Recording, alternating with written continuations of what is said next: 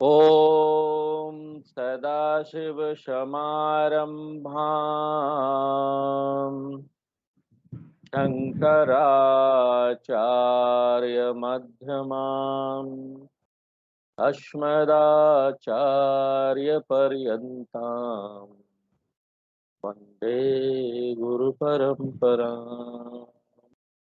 ओ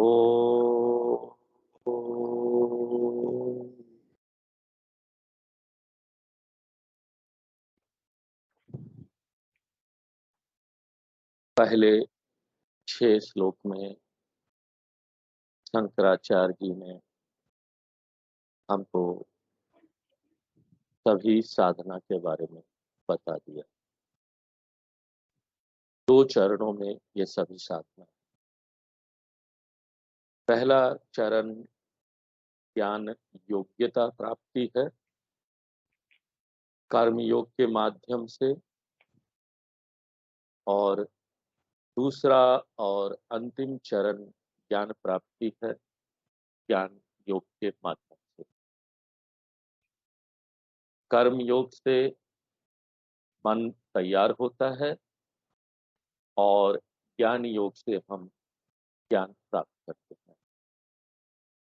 7वें श्लोक से शंकराचार्य जी इस बात को स्थापित करते हैं कि ज्ञान ही एकमात्र साधन क्यों, अंतिम और एकमात्र साधन ज्ञान क्यों, क्यों हम इस पर जोर देते हैं कि हमको आत्म ज्ञान प्राप्त करना है, और इसका कारण वो बताते हैं। ये इसलिए है क्योंकि जितनी भी समस्या है वो मिथ्या आरोपण की वजह से है, जो अज्ञान के कारण है। अज्ञान और अभ्यास, ये दोनों मिलाकर हमारी सभी समस्या का कारण है। इसलिए हमको दोनों को नकारना होगा आत्मज्ञान के माध्यम से। और उसके बाद शंकराचार्य जी विस्तार करने लगे कि ये मिथ्या आरोपण क्या है। उन्होंने बताया कि हमारा सचमुच का जो स्वरूप है आत्मा, वो स्वतंत्र है, समय और आकाश से परे, समय और आकाश से स्वतंत्र है, उसकी सीमा में नहीं बनता है, किसी भी सीमा में नहीं बनता। और इस असीमित आत्मा के ऊपर हम आरोपण करते हैं समय का, आकाश का, सीमा का। और इसको समझाने के लिए शंकराचार्य जी ने उदाहरण दिया स्वप्न का। स्वप्न में हम स्वप्न की समय का आरोपण करते हैं, वहां पर स्वप्न का एक आकाश बना, स्वप्न में स्वप्न का समय बनाया, स्वप्न का आकाश बनाया, स्वप्न की दुनिया बनाई। तो सिर्फ अध्यास तक सीमित रहता तो ठीक था, लेकिन यहाँ पर हम खुद भी उस स्वप्न में प्रवेश कर गए। स्वप्न के शरीर के साथ अपनी पहचान बनाती है, और स्वप्न के शरीर के साथ अपनी पहचान बनाने के साथ साथ हमने स्वप्न के शरीर के सारे जो गुण थे वो अपने ऊपर आरोपित कर दिया। क्या? यही कि हम अस्वस्थ हैं, हम स्वस्थ हैं। इसको बोलते हैं तादात्म्य, अध्यास या अभिमान। और एक बार हम यहाँ प्रवेश किए स्वस्थ स्वप्न के शरीर में, स्वप्न की शरीर के साथ पहचान तादात्म्य कर कर हमको ऐसा लग रहा है कि ये स्वप्न मिथ्या नहीं है, ये स्वप्न हमको महासत्य लगता है, बहुत बहुत सत्य। शंकराचार्य जी बोलते हैं कि ये चीज सिर्फ स्वप्न के स्तर पर ही नहीं हो रहा है, यही चीज अभी जागृत अवस्था में जो हम यहाँ बैठे हुए हैं उसमें हो रहा है। यहाँ पर भी हमने एक अध्यास किया हुआ है। जागृत का समय है, एक जगे हुए व्यक्ति का एक आकाश है, एक जगे हुए व्यक्ति की दुनिया है, एक जगे हुए व्यक्ति का शरीर है। मिथ्या अध्यास बहुत कठिन है, इसको स्वीकार कर लेना, डाइजेस्ट कर लेना बहुत कठिन, क्योंकि यहाँ पर सब चीज तो ठोस दिखाई देता है, सब है। शंकराचार्य जी बोलते ये सत्य है, स्वीकार करना कठिन है लेकिन यही सत्य। ये मिथ्या अभ्यास दुनिया का, शरीर का करने के बाद हमने अपनी शरीर के साथ अपनी पहचान बनाई, और शरीर की दृष्टि से जो भी यहाँ पर असत्य है, मिथ्या है, वो सब सत्य लग रहा है। और इसका समाधान क्या है? इस स्वप्न वाली समस्या से बाहर आने के लिए आपको जगना पड़ेगा। और अभी भी जब आप यहाँ पर बैठे हैं, ये स्वप्न में हैं, तो इस समस्या से भी, संसार वाली समस्या से भी बाहर आने के लिए जगना पड़ेगा। और ये जो समय रहित, वस्तु रहित, आकाश रहित जो आत्मा है, उसका खोज कर। तो ये अध्यास के बारे में शंकराचार्य जी हमको बता रहे थे। पहले उन्होंने हमको ये जगत का, सृष्टि का, इसका अध्यास के बारे में बताया। उसके बाद वो आए कि एक व्यक्ति का अध्यास क्या है, कैसे एक शरीर का निर्माण वो करता है, और 3 स्थूल सूक्ष्म कारण शरीर में विभाजित करता है, ये भी एक मिथ्या अध्यास करता है। तो यहाँ तक हमने पिछले क्लास में देखा 14वें श्लोक तक। अब हम 15वां श्लोक पढ़ते हैं। और आत्मबोध ग्रुप में हमने डाला हुआ है, कैसे चैंट करना डाला हुआ है, चैंट करना है तो साथ में। पंचकोशादियोगेन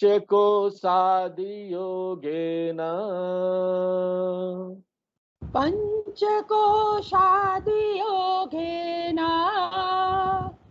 तत्तन्मय इव स्थितः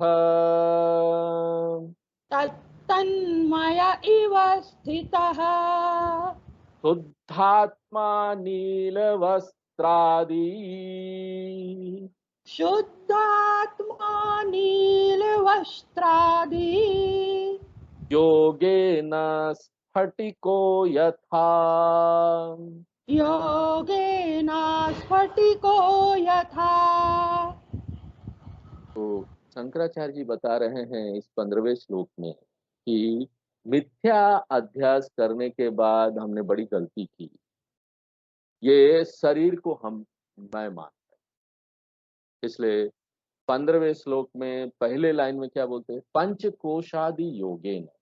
योगा का अर्थ है, योग का अर्थ है कि हम उससे जुड़ गए, हमने पहचान बनाई, जुड़ जाना, उसके साथ एक हो जाना। पंचकोश, पंचकोश बोल लीजिए या 3 शरीर बोल लीजिए। यहाँ पर पंचकोश के बारे में ज्यादा एक्सप्लेन नहीं करते शंकराचार्य। अब अगर पंचकोश का ज्यादा विस्तार चाहिए तो हमको फिर से तत्वबोध देखना पड़ेगा। वापस जाइए तत्वबोध में, वहां पर हम पहले ही बता चुके हैं। तो ये 5 कोश क्या है? अन्नमय कोश, ये जो भौतिक शरीर हमको दिखाई देता है वो एक है। प्राणमय कोश, ऊर्जा वाला शरीर, ये दूसरा है। मनोमय कोश, जो हमारा मानसिक व्यक्तित्व है, तीसरा है। विज्ञानमय कोश, जो बौद्धिक व्यक्तित्व है, चौथा है। और आनंदमय कोश, जो कि अभिव्यक्त नहीं हो रहा है, सुषुप्त अवस्था में, अनमैनिफेस्ट है, अचेतन व्यक्तित्व, छुपा हुआ व्यक्तित्व। स्थूल शरीर को हम अन्नमय कोश बोल सकते हैं, कारण शरीर को हम आनंदमय कोश बोल सकते हैं, और सूक्ष्म शरीर को 3 कोशों में विभाजित किया गया। यहाँ सूक्ष्म शरीर को 3 कोशों में विभाजित किया गया, प्राणमय, मनोमय और विज्ञान। तो यहाँ पर 5 व्यक्तित्व है, 5 परत है, और ये सब क्या है? मिथ्या है, फॉल्स है। लेकिन अज्ञान के कारण हमने सभी के साथ अपनी पहचान बनाई। इसलिए शंकराचार्य जी क्या बोलते हैं? पंचकोशादि योगे न। इस योग के कारण, इस आइडेंटिफिकेशन के कारण, इस अटैचमेंट के कारण, पहचान बनाने के कारण, पंचकोशा तन्मय इव स्थितः, मैं उसके साथ एक हूं।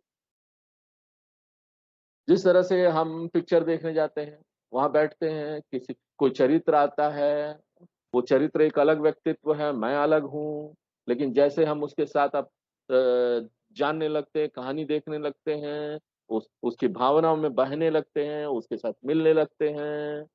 उसी तरीके से ना यहाँ पर हम पंचकोश के साथ मिल गए, उसके साथ ऊपर नीचे हो रहे हैं। जब शरीर की मृत्यु होती है, शरीर के जब जन्म होता है, तो हम क्या बोलते हैं, मेरा जन्म हुआ। जब शरीर जा रहा है तो हम क्या बोलते हैं, मैं चला। कोई भी यहाँ शरीर की प्रकृति है, हम उसको अपने ऊपर ले लेते हैं। और ये जो आइडेंटिफिकेशन है, ये जो संबंध बनाना है, इसको बोलते हैं तन्मयत्वम। और सत्य सत्य क्या है, शुद्ध आत्मा।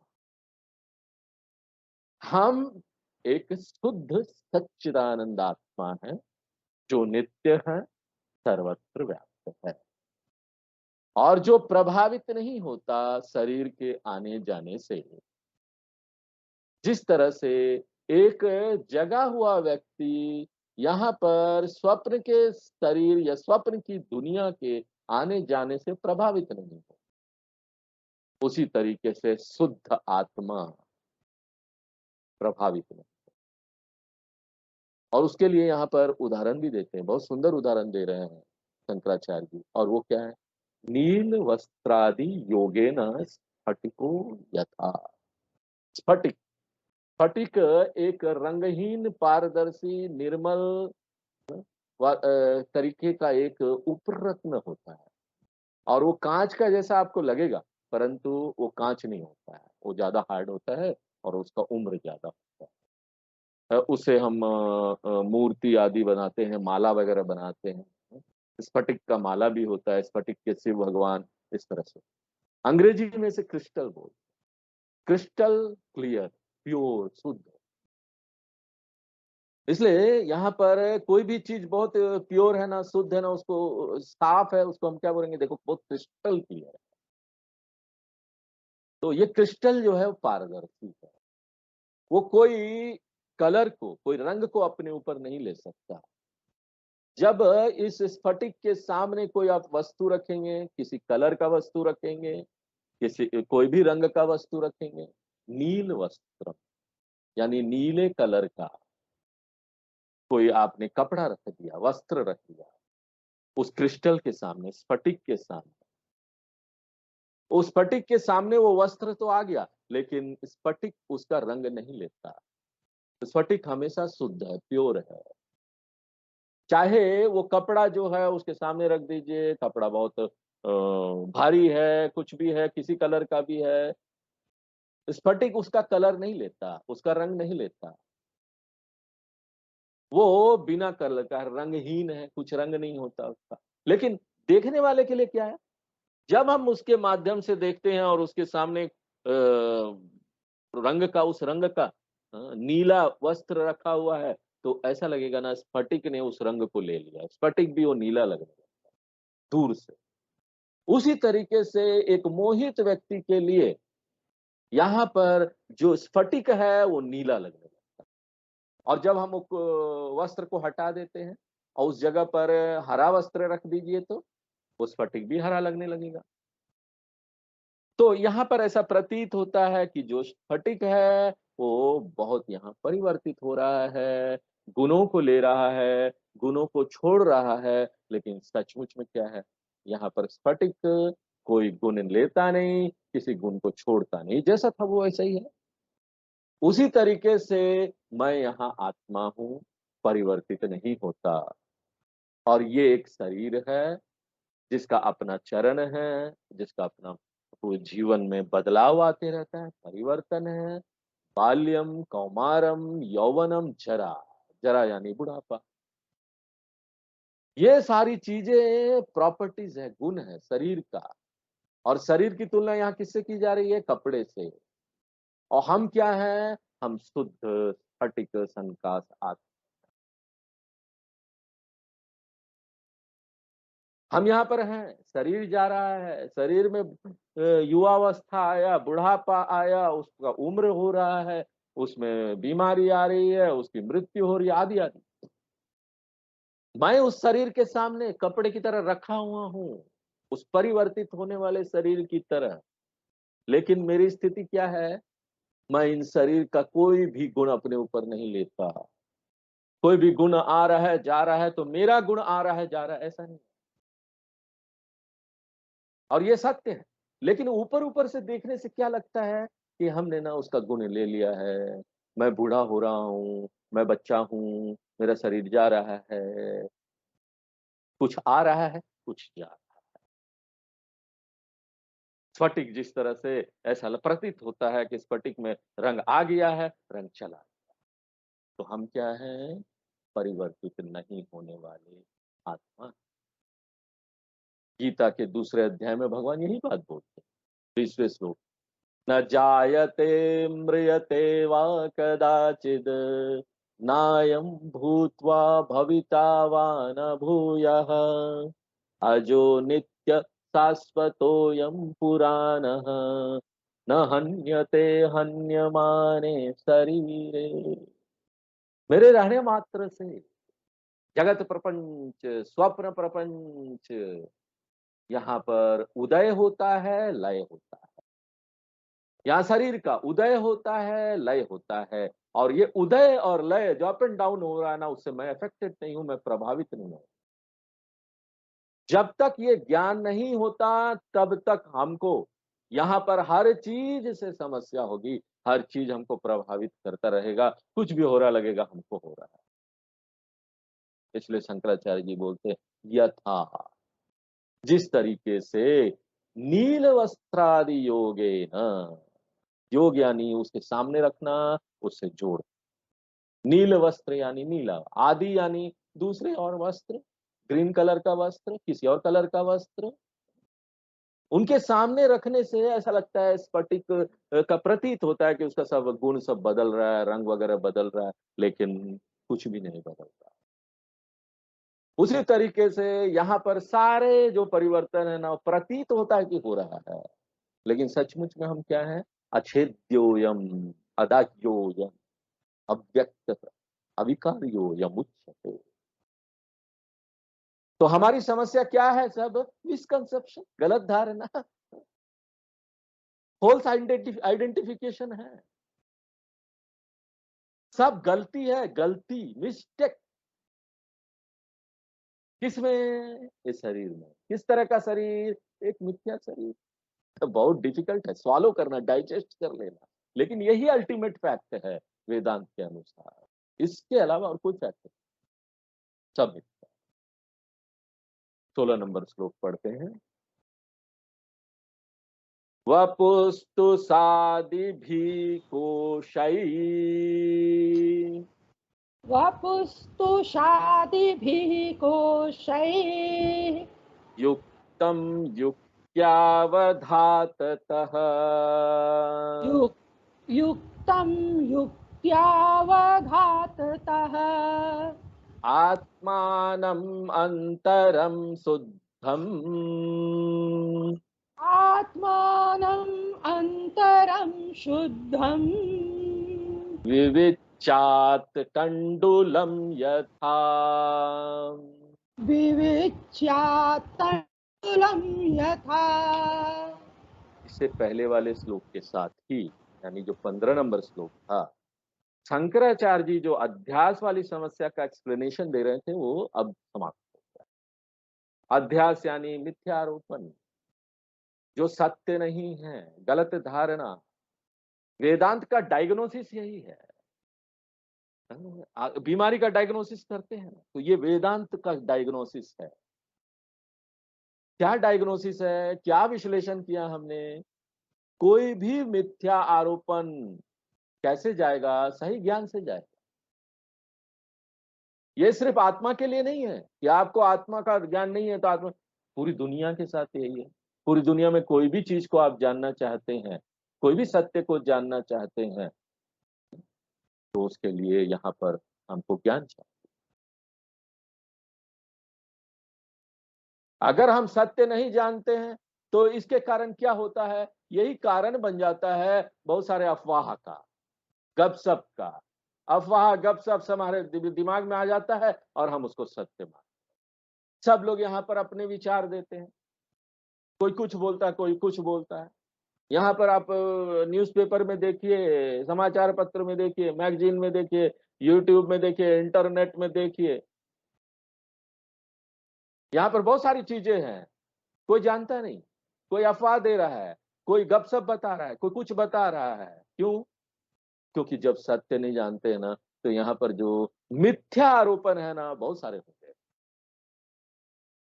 आरोपण, अध्यास यहाँ पर असीमित होंगे और आप ये भ्रम से कैसे निकल सकते हैं कि कौन क्या बोल रहा है, क्या सत्य है, क्या नहीं है, कैसे निकल सकते हैं? कोई और तरीका नहीं है। एकमात्र ज्ञान, सत्य का ज्ञान ये क्लियर कर देगा, आपके भ्रम को दूर कर देगा। और जब तक ये ज्ञान नहीं आता है, कन्फ्यूज़न चलता रहेगा। बड़ी सफलतापूर्वक हम इसी चीज़ को सत्य मानते रहेंगे, चलते रहेंगे, हमारा जीवन चलता रहेगा। तो किसी भी सत्य को लेकर यही बात है। यहाँ भी ऐसा ही है। अध्यास चलता रहेगा, जब तक ये सल चलता रहेगा, अपने बारे में सत्य हमको नहीं पता है, तो जब तक आत्मज्ञान हम नहीं प्राप्त कर लेते, हमारा संसार ऐसे ही चलता रहेगा और जहाँ हमारा भ्रम है, वो भी सफलतापूर्वक चलता रहेगा। आप यहाँ पर बहुत सारी चीज़ें कर लीजिए, कुछ भी करना है कर लीजिए, जाइए कर लीजिए, देख लीजिए, अगर विश्वास नहीं है तो। आपकी समस्या नहीं सुलझने वाली, कोई भी चीज़ आपकी समस्या को नहीं सुलझा सकता। यहाँ तक कि हम ये सोचते हैं, कई लोग सुसाइड कर लेते, चलो मृत्यु हो जाएगी, समस्या सुलझ जाएगी। पुनर्जन्म, लाचार होकर फिर दूसरा जन्म में आना पड़ेगा। यहाँ तक कि सृष्टि खत्म भी हो जाएगी ना, प्रलय भी हो जाएगा ना, तब भी ये समस्या नहीं सुलझ सकती, क्योंकि अगली सृष्टि में फिर आएंगे आप। तो यहाँ पर एकमात्र ज्ञान ही समाधान है, क्योंकि समस्या अध्यास का है, गलत धारणा का है, समस्या वो है। तो ये अध्यास जो है ना, इसको स्थापित किया गया श्लोक नंबर 6 से 15 में। अब यहां से शंकराचार्य जी अगले विषय में प्रवेश करेंगे। अच्छा, अच्छा, चलो, चलो भाई, हमने स्वीकार कर लिया। क्या स्वीकार कर लिया? ये सब मिथ्या आरोपण है, ये सब अज्ञान से हो रहा है और मेरे अपने सत्य के बारे में, आत्मा के बारे में जो मेरा अज्ञान है, इसलिए आत्म अज्ञान समस्या है। और अगर आत्मज्ञान समस्या है, तो मुझे ये स्वीकार करना पड़ेगा कि आत्मज्ञान ही समाधान है। अब मुझे बताइए कि ये ज्ञान कैसे प्राप्त होगा? अगर ज्ञान समस्या है, ज्ञानम जो है वो समाधान है, तो मुझे बताइए कि ज्ञान कैसे प्राप्त? मैं तैयार, अब मैं तैयार हो गया, विश्वास हो गया मुझे, अभी तक तो नहीं था, अब मैं तैयार, अब मैं प्राप्त करूँगा ज्ञान। क्या है? ये बीमारी का क्या ट्रीटमेंट क्या होगा? दवा क्या लेना पड़ेगा? बीमारी का विश्लेषण समाप्त हो गया, डायग्नोसिस खत्म। लेकिन इसके साथ सब कुछ ओवर नहीं हुआ अभी, सब कुछ समाप्त नहीं हुआ, अभी एक ही बात समाप्त हुआ है। लेकिन सही विश्लेषण जब हम जीवन में अपना कर लेते हैं ना कि समस्या कहाँ है, तो आधी बीमारी तो ऐसी दूर हो गई। यही चीज़ तो लोग स्वीकार नहीं कर पाते हैं, इसलिए इधर-उधर भटकते रहते हैं। इससे पहले बहुत सारे टेस्ट हुए हैं, ये टेस्ट, वो टेस्ट, सब देखने के लिए क्या बीमारी है, सचमुच में ये है भी कि नहीं है, हाँ? क्या समस्या है?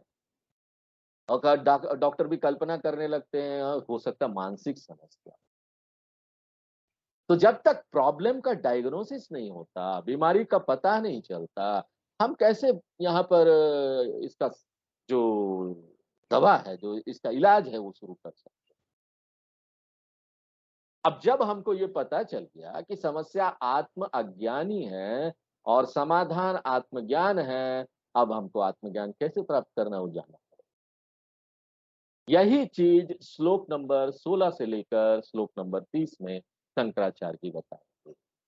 और आत्मज्ञान एकमात्र एक ही तरीके से प्राप्त किया जा सकता है और कोई तरीका नहीं। और वो क्या तरीका है आत्मज्ञान प्राप्त करने का? सतत और कॉन्सिस्टेंट, सतत, बीच में छोड़ छोड़ के नहीं, सतत और सिस्टमेटिक, व्यवस्थित रूप से, कभी ये ग्रंथ ले लिया, कभी वो ग्रंथ ले लिया, ये नहीं। जैसे हम अभी व्यवस्थित रूप से आप लोगों को ले जा रहे हैं। पहले बेसिक ग्रंथ किया हमने, तत्वबोध, फिर तत्वबोध से थोड़ा एडवांस ये आत्मबोध है उसको किया। इसको बोलते हैं व्यवस्थित अध्ययन, इधर उधर छितरा हुआ अध्ययन नहीं। और किसका अध्ययन? वेदांतिक शास्त्रों का। कितने समय तक? लंबे समय तक। एक सक्षम आचार्य जो जिंदा है उसके मार्गदर्शन में। हम जिंदा है क्यों बोल रहे हैं? कई लोग गुरु का फोटो सामने रख लेते हैं और बोलते हैं कि हमको यहाँ पर ज्ञान प्राप्त हो रहा है, उस फोटो से ज्ञान प्राप्त हो रहा है। वो गुरु अभी संसार में नहीं है तो वो नहीं चलेगा, क्योंकि अगर गुरु संसार में नहीं, आपको जानते नहीं, आपको कैसे समझ के वो ज्ञान देंगे बताइए? या आपको किस तरह से वो ज्ञान देगा? बताने वाला नहीं, बोलना चाहिए, कम्युनिकेशन होना चाहिए ना। ज्ञान के लिए कम्युनिकेशन मस्ट है। तो एक guidance of a competent live guru is required. Consistent and systematic educational programme is required. सतत और व्यवस्थित एजुकेशन प्रोग्राम। और हम यहाँ पर क्यों शास्त्रों को ला रहे हैं? बता लिखिए, राजेश कुमार शर्मा जी होंगे। हाँ,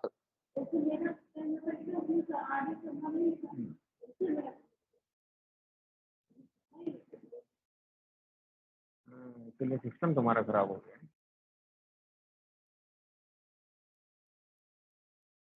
तो हम क्यों बोल रहे हैं यहाँ पर कि शास्त्र ही पढ़ना है?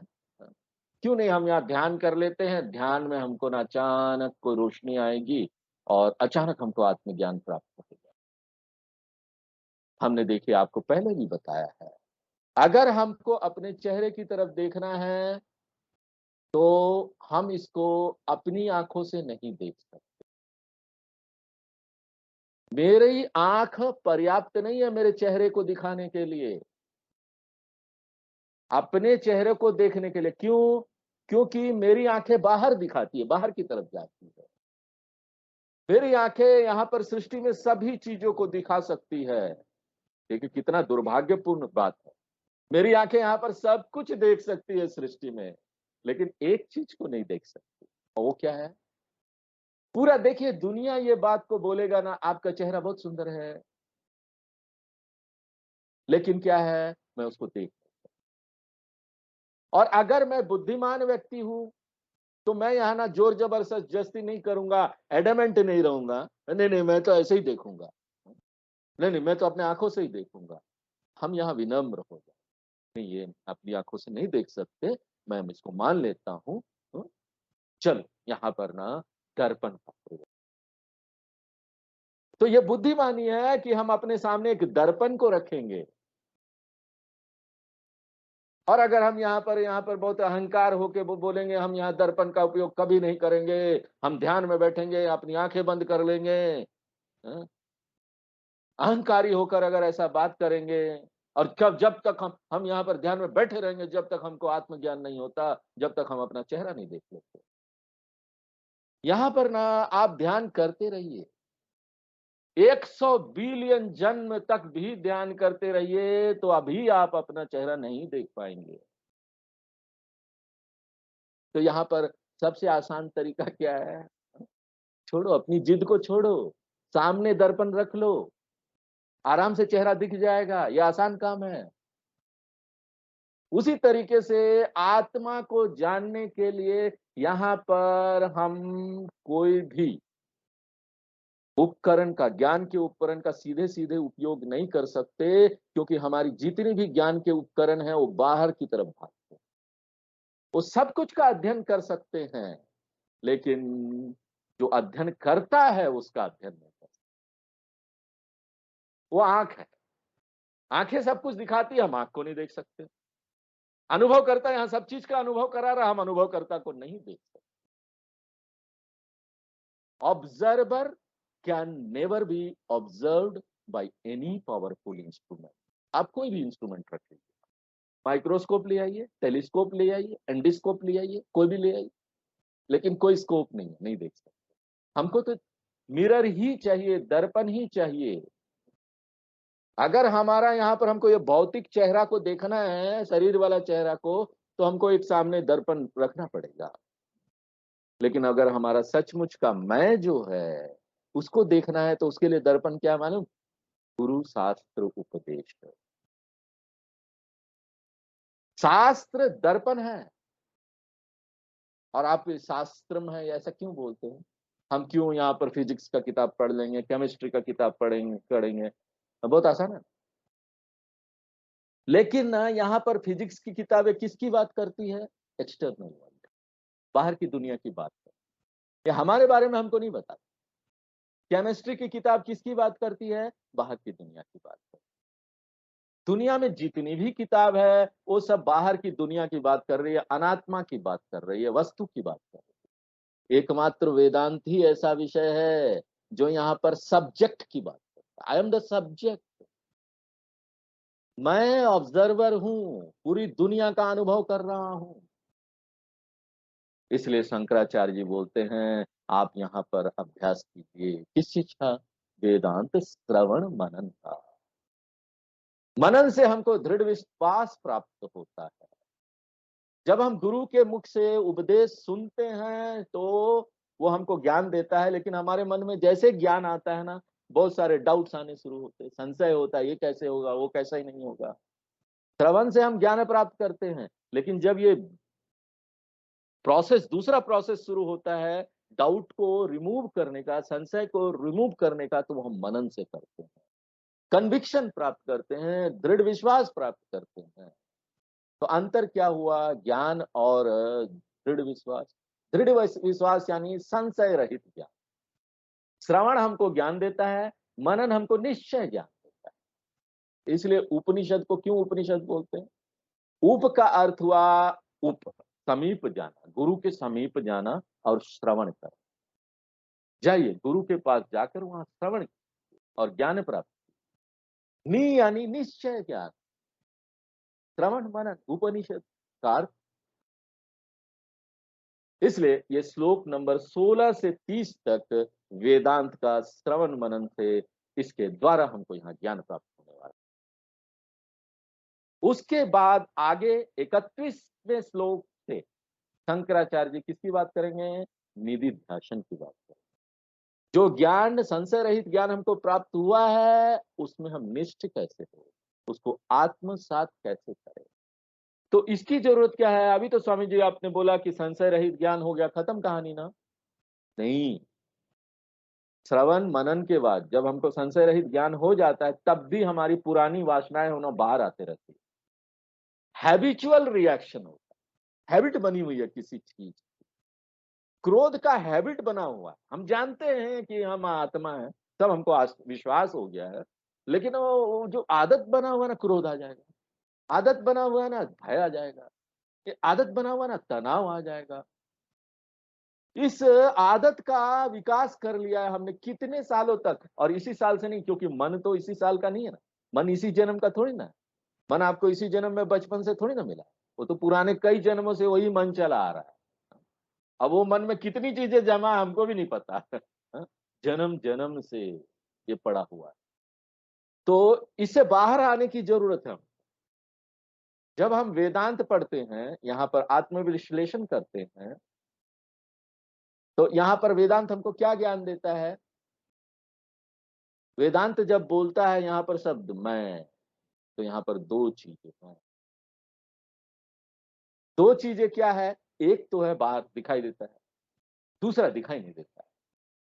जब हम यहाँ पर देखते हैं, यहाँ पर फैन को देखते हैं, बल्ब को देखते हैं, इलेक्ट्रिक बल्ब, तो यहाँ पर हम तुरंत पहचान लेते हैं एक पंखा है। लेकिन हम देखते हैं कि यहाँ पर एक ही चीज दिखाई दे रही है, लेकिन उसमें दो चीज मिला हुआ पंखे में। एक तो दिखने वाला पंखा है, दूसरा नहीं दिखने वाला क्या है? ये जो दिखने वाला पंखा है, उसके पीछे नहीं दिखने वाला एक फैक्टर है। ये जो घूमने वाला, ये जो हवा दे रहा है पंखा है, उसके पीछे एक चीज है। हमको एक दूसरा नहीं दिखने वाला चीज चाहिए, जिसके बिना फैन घूम नहीं सकता। वो घूम क्यों पा रहा है? क्योंकि वहां पर बिजली है जो हमको दिखाई नहीं दे रहा है, और इसको हमने हल्के में ले लिया है। हम सिर्फ फैन देखते घूम रहा बस। उसी तरीके से जब हम मैं हमको मैं बोलते, मैं देखते हैं। तो यहाँ पर जब मैं बोलते हैं ना, 2 चीज़ों को हमको पहचानने आना है। एक नहीं दिखने वाला, एक दिखने वाला तो दिख जाता है। लेकिन दोनों ना बहुत अंतरंग रूप से ना मिश्रित हो गया एक-दूसरे से। आपको यहाँ पर हवा नहीं मिलेगा अगर सिर्फ़ एक चीज़ है। कल्पना कीजिए सिर्फ़ बिजली है, पंखा नहीं है। बिना पंखे के बिजली बेकार है, अनुपयोगी है और बिना बिजली के पंखा बेकार है। तो दोनों मिश्रित होकर इंटीमेटली अंतरंग रूप से एक साथ आना चाहिए, एकमात्र। तभी जाकर यहाँ पंखा चलने की और हवा देने की प्रक्रिया। उसी तरह से वेदांत बोलता है, जब आप मैं शब्द का उपयोग करते हैं, तो आपको लगता है मैं यानी सिर्फ़ एक ही चीज़ दिखाई देता है। लेकिन यहाँ पर 2 चीज़, एक दिखने वाला चीज़, दूसरा नहीं दिखने वाला। दिखने वाला चीज़ बाहर का ये शरीर है, हमको दिखाई देता है, हम ये हैं, हमारा एक रूप रंग यहाँ पर दिखाई देता है। और नहीं दिखने वाला चीज़ क्या है? इलेक्ट्रिसिटी, बिजली उसके अंदर। और इसी बिजली को हम क्या बोल रहे हैं? चैतन्य, चित्त, ज्ञानम, प्रज्ञानम, विज्ञानम, वो चेतन सत्ता। शरीर को हम क्या बोलते हैं? अनात्मा, ये आत्मा नहीं। और ये जो अंदर चेतन सत्ता है उसको क्या बोलते हैं? ये आत्मा। और हर एक व्यक्ति जो है वो क्या है? मिश्रण, आत्मा और अनात्मा। ये पहली शिक्षा है जो वेदांत में हमको अच्छी तरीके से सीख लेंगे। वो क्या है? सीखिए किस तरह से आत्मा और अनात्मा को सेपरेट किया जा सकते है। जिस तरीके से यहाँ पर हम पंखा और बिजली को अलग करते हैं। किस तरह से अलग करते हैं? भौतिक रूप से नहीं कि जाके अलग कर दिया। अगर हम जाकर अलग करने जाएँगे बिजली और पंखा को, तो हमको तुरंत ही मुक्ति प्राप्त हो जाएगी। क्योंकि बिजली हमको छोड़ने वाला नहीं है। स्वामी चिन्मयानंद जी बड़े अच्छे तरीके से बोलते थे, स्पिरिटिक्यूशन, इलेक्ट्रोक्यूशन होता है ना, कोई किसी को बिजली लग जाता है तो अंग्रेजी में बोलते हैं इलेक्ट्रोक्यूशन, इलेक्ट्रोक्यूटेड हो गया। उसी तरीके से ये ना स्पिरिटिक्यूशन हो गया। हम वो जोक करते थे। तो आप सीधे-सीधे जाकर उसको जाकर सेपरेट नहीं कर सकते। अपनी बुद्धि में इसको समझना पड़ेगा। अपनी बुद्धि में देखना पड़ेगा कि यहाँ पर एक नहीं दिखने वाला इलेक्ट्रिसिटी, बिजली सत्ता है। उसी तरीके से जब हम यहाँ हाथ को छूते हैं तो यहाँ पर 2 चीज़ें, एक शरीर है, दूसरा चेतन। एकमात्र ये जो शरीर है, वो जिंदा हो जाता है किसके कारण? चेतनता के कारण। अगर चेतनता उसमें से हटा दीजिए, तो शरीर और कुछ नहीं, सड़ने वाला रसायन है और कुछ नहीं। रसायन जो सड़ जाएगा। तो दूसरा प्रश्न यहाँ है कि चेतनता का लक्षण क्या है? क्या है चेतनता? तो यहाँ पर ना चेतनता के जो 5 लक्षण जो बार-बार हम बताते हैं, वो याद रखना पड़ेगा। पहला, चेतनता जो है वो शरीर का भाग नहीं है, उत्पाद नहीं है, गुण है।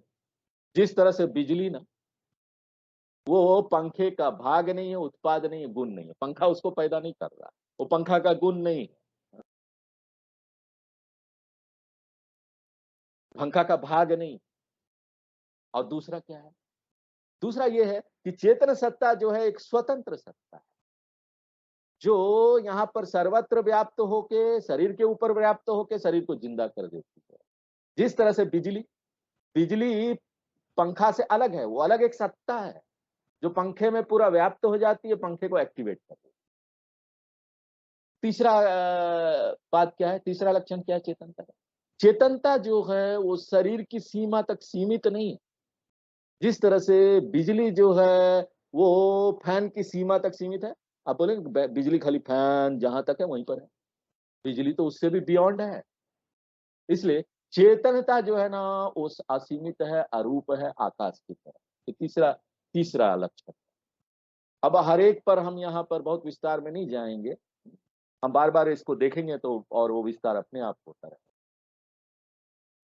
अब ये जो चौथा लक्षण है वो क्या है? चेतनता यहाँ पर रहता है शरीर के जाने के बाद। जिस तरह से बिजली यहाँ पर कंटिन्यू करता है ना, चलता है ना, आप फैन को हटा दीजिए, तब भी बिजली है ना। फैन समझिए मर गया, तो बिजली है कि नहीं? उसी तरीके से जानिए कि चेतनता यहाँ पर सर्वाइव करता है, रहता है। बिजली यहाँ रहता है, इसलिए चेतनता जो है ना, उस समय से बंधा हुआ नहीं है। वो नहीं है कि एक समय में उसका जन्म हुआ, मर जाएगा, वो तो नित्य है। तो इससे पहले क्या था? सर्वत्र व्याप्त है, वो तीसरा लक्षण था। तीसरा लक्षण सर्वत्र व्याप्त है, उसका क्या अर्थ हुआ? कि ना वो आकाश की सीमा से स्वतंत्र है, उसकी कोई सीमा नहीं। चौथा क्या है? वो नित्य है, समय की सीमा से भी नहीं है, आकाश और समय दोनों से परे है। और पांचवा क्या है? शरीर की मृत्यु होने के बाद भी ये जो रहने वाला चेतनता है, वो हमको दिखाई नहीं देता। शरीर चला गया, हम कहाँ चेतनता, कहाँ दिखाई देते हैं? वो व्यवहार के लिए हमको उपलब्ध नहीं होता। इसका ये अर्थ नहीं है ना कि चेतनता है ही नहीं, नहीं नहीं, दिखाई नहीं देता तो नहीं है। दिखाई इसलिए नहीं दे रहा क्योंकि उसको देखने का जो माध्यम था शरीर, जिससे वो व्यवहार कर रहा था संसार में, वो चला गया। शरीर की मृत्यु हो गई और जो ये रह रहा है चेतनता, उससे व्यवहार नहीं किया जा सकता। लेकिन व्यवहार नहीं किया जा सकता इसका मतलब नहीं कि वो है ही। जिस तरह से आप यहाँ पर फैन और बल्ब दोनों को अलग-अलग करते हैं। यहाँ पर फैन चला गया तो यहाँ पर क्या बिजली को हम नहीं समझ पा रहे हैं, क्योंकि बिजली को समझने के लिए बिजली है कि नहीं, हमको क्या चाहिए? कोई माध्यम चाहिए। बिजली का फंक्शन जानने के लिए कोई माध्यम चाहिए, कोई लाइट चाहिए, फैन चाहिए, रेडियो चाहिए, कुछ भी चाहिए। उसी तरीके से शरीर चला गया तो ये चेतनता है कि नहीं है, वो नहीं समझ में आ रहा है। लेकिन इसका अर्थ नहीं है कि वो नहीं, वो है। उसको एक माध्यम चाहिए था।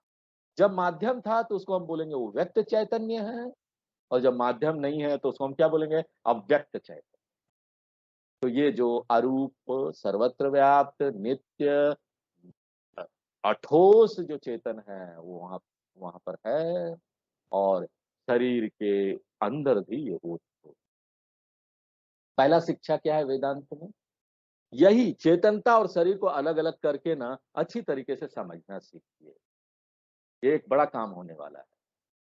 और इसको करने के बाद अगला चरण क्या है? हम क्लेम करें, हम दावा ठोकेंगे कि ये जो चेतनता है ना, वो ही मैं। अब हम ये नहीं बोलेंगे मरने वाला शरीर मैं। हाँ? आपको बहुत यहाँ समय दिया जाता है, यहाँ कोई डेडलाइन नहीं है। यहाँ पर तो बाकी कोई काम करेंगे, वहाँ डेडलाइन है। पूरे जीवन में हर चीज कर रहे हैं, कोई प्रोग्राम, कोई क्लास हो रहा है, वहां भी डेडलाइन है। आज आधुनिक जीवन में डेडलाइन के बिना कुछ नहीं होता। लेकिन आप यहाँ पर वेदांत में आएंगे ना, अपना समय लीजिए, कोई डेडलाइन नहीं। हाँ? आराम से करिए। हाँ? तो पहला आप अलग कीजिए दिखने वाला शरीर और नहीं दिखने वाला चेतनता के बीच में अच्छी तरीके से विवेक करिए। दूसरा चरण क्या है? धीरे धीरे आप बोलिए मैं ये शरीर नहीं हूं। बोलते रहिए कि जो शरीर है वो टेम्पररी, अस्थायी माध्यम मिला है उपयोग करने के लिए, माध्यम आता जाता रहता है, मैं यहाँ पर हूँ। चाहे मैं व्यवहार कर पाऊं या ना कर पाऊं, शरीर नहीं है, व्यवहार नहीं होगा, मैं नहीं हूं, इसका मतलब मैं नहीं हूं, मैं हूं। ये बहुत महत्वपूर्ण पक्ष है वेदांत।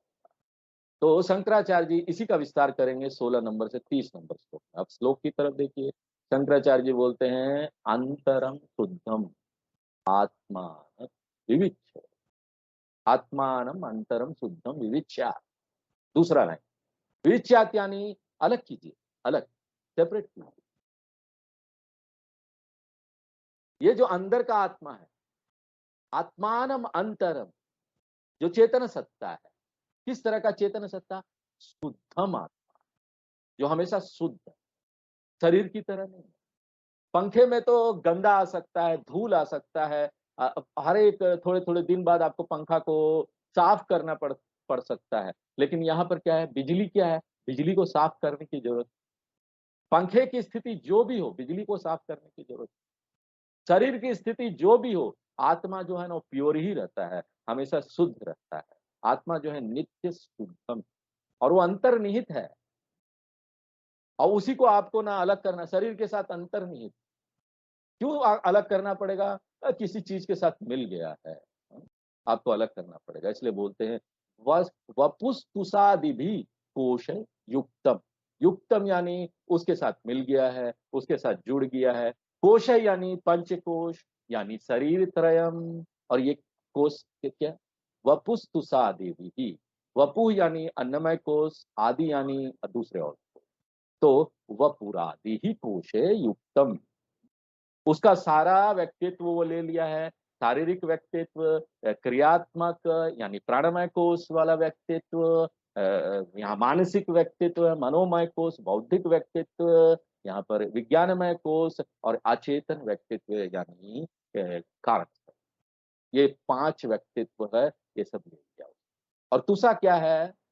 तुषा यानी यहाँ पर भूसा, पैडी, धान, जो ना यहाँ पर चावल को कवर किए हुए, चावल को ढके हुए।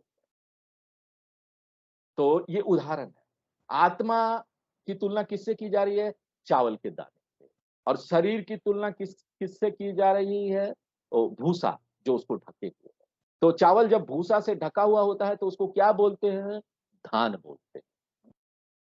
तो यहाँ पर भूसा क्या है? आत्मा के लिए पंचकोश भूसा है। ये बाहर का शरीर पंचकोश है ना, ये भूसा है, भूसा का परत। जिस तरह से आपको ना यहाँ पर धान को कूटना पड़ता है ना, धान को धैंकी से कूटते हैं। अब वहां पर गांव में जाएंगे तो वहां देखेंगे उसको कूटते हैं और उसके ऊपर से भूसा को अलग, भूसा जब अलग होता है तो उसमें से आपको राइस का दाना मिलता है, चावल का दाना मिलता है। तभी जाकर वो चावल का दाना को ही आप पका सकते और खा सकते। उसी तरह से यहाँ है, आपको एक व्यक्ति को कूटना है। कितने समय तक कूटना है, कितनी बार, निर्भर करेगा कि एक विद्यार्थी कैसा है, उत्तम है कि मध्यम है कि अधम। कभी कभी बहुत समय लग सकता है, कूटते रहिए।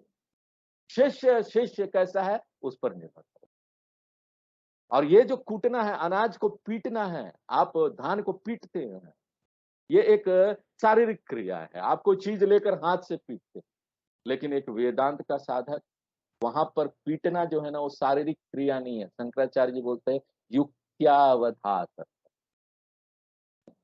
युक्ति से अवधातत, सेपरेट कीजिए। इंटेलेक्चुअल पाउंडिंग है ये बौद्धिक पीटना है, खोज करने वाला पीटिए। ये उदाहरण से समझा रहे हैं, उदाहरण से समझना आसान होता है ना। आत्मबोध का यही सुंदरता है, इसमें हर एक श्लोक में उदाहरण के लिए युक्ति एवं अवघातता, अवघातता यानी पीटना। तो यहाँ पर हमको विश्लेषण करके, विश्लेषण वाला पीटना है। अंतरम शुद्धम आत्मानम विविच्यात, अलग कर लो उस आत्मा को। किस तरह से? यथा टंडुला, टंडुला यानी क्या हुआ? टंडुल बोलते हैं राइस के दाने को, चावल का दाना को। जिस तरह से चावल के दाने को पीट कर हम उसमें से भूसा अलग कर लेते हैं, उसी तरीके से यहाँ पर हमको श्रवण मनन निधि ध्यान वाले पीटने की प्रक्रिया से उसको आत्मा और अनात्मा को अलग कर। तो आज यही विराम देते हैं, आगे। पूर्णमदः पूर्णमिदं पूर्णात् पूर्णमुदच्यते पूर्णस्य पूर्णमादाय पूर्णमेवावशिष्यते। ओम शांति।